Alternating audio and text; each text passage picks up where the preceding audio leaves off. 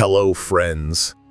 Many of us are used to thinking of it as one of the most recognizable symbols of ancient Egypt, guarding the secrets of millennia.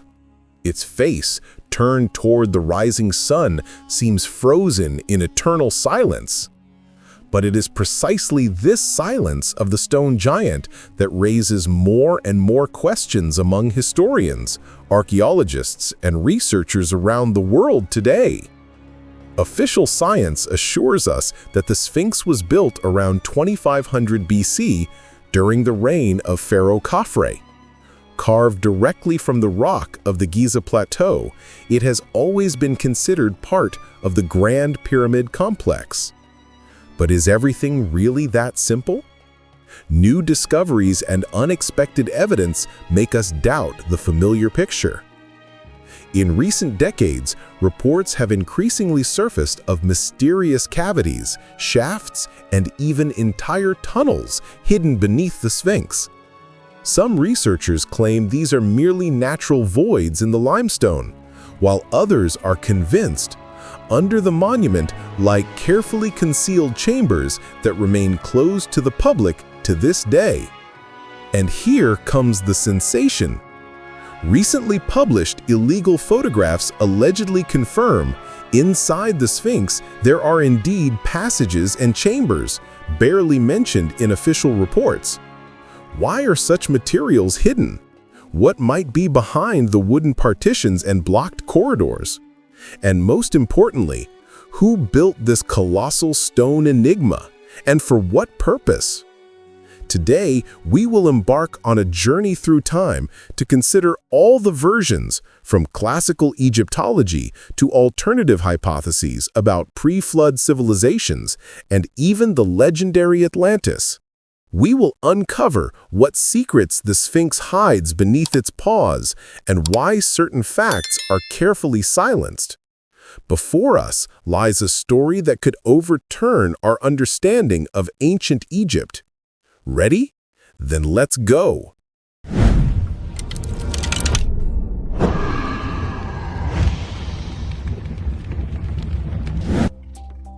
To understand why the Sphinx causes such heated debates, we must first turn to the official version of its origin. Most Egyptologists are convinced the Sphinx was built around 2500 BC during the reign of Pharaoh Khafre, the son of the Great Khufu. This date belongs to the 4th dynasty of the Old Kingdom, the golden age of pyramid construction. According to the traditional view, the Sphinx was a kind of calling card of Khafre, a symbol of his power and divine status. The giant body of a lion with a human head was meant to combine the strength of the beast with the wisdom of the ruler. Its scale still impresses today. About 73 meters long and nearly 20 meters high.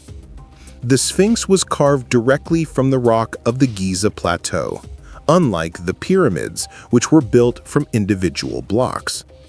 On its head, we see the famous royal headdress, the nemes, typical for Egyptian pharaohs. This became the main argument for scholars linking the statue to Khafre's reign. According to their version, the Sphinx was part of a vast architectural ensemble, alongside pyramids, temples, and ceremonial roads. Originally, the surface of the colossus was covered with smooth limestone, and its face and body were painted. Archaeologists have found traces of red pigment, suggesting that once the Sphinx looked far brighter and perhaps even terrifying. Imagine a massive stone lion with a blazing red head shining under the desert sun.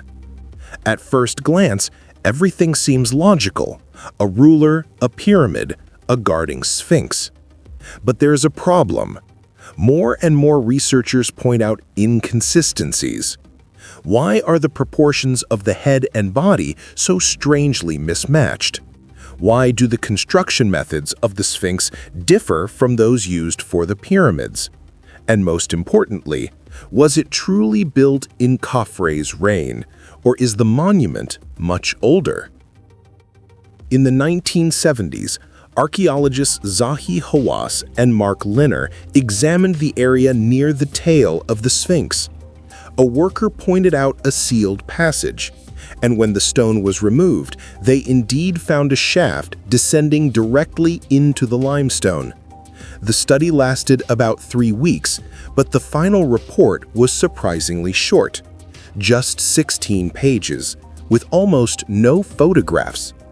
Officially, it was stated, "No significant finds." But skeptics ask, if there was nothing there, why was the passage resealed? And why are there still almost no photos from inside?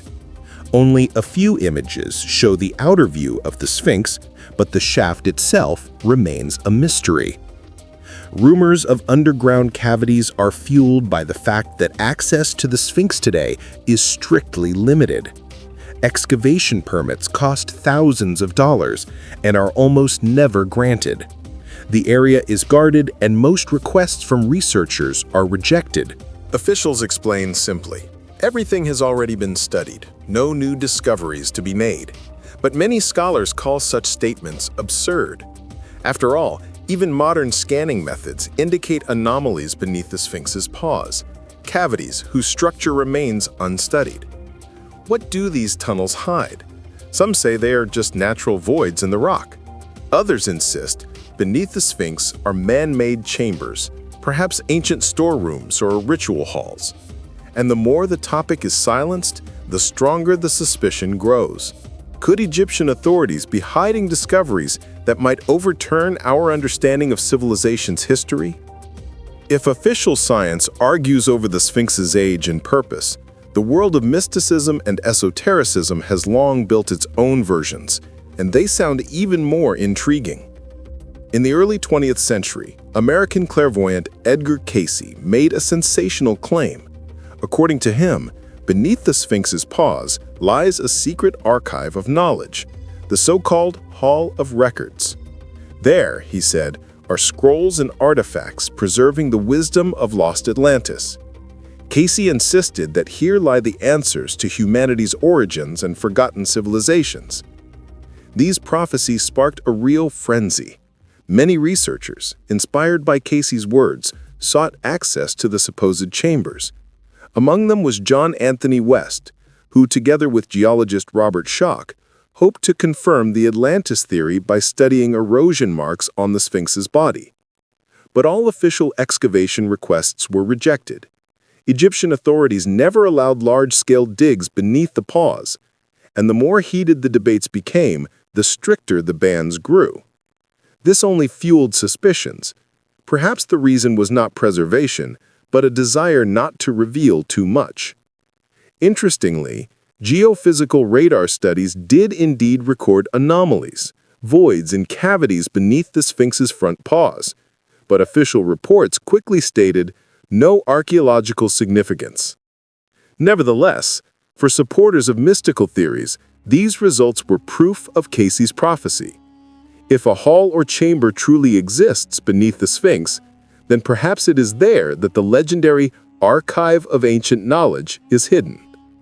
And while scholars argue over dating, mystics are convinced the Sphinx guards a secret capable of changing our view of history and the origins of civilization. The Great Sphinx is not just a monument. It is a living riddle that for centuries has captivated the world's attention. We see a colossal stone figure, but behind its silent gaze lie secrets that could transform all of Egypt's history. Today, the Sphinx continues to guard its mysteries. It has endured millennia, sandstorms, erosion, and even human interference.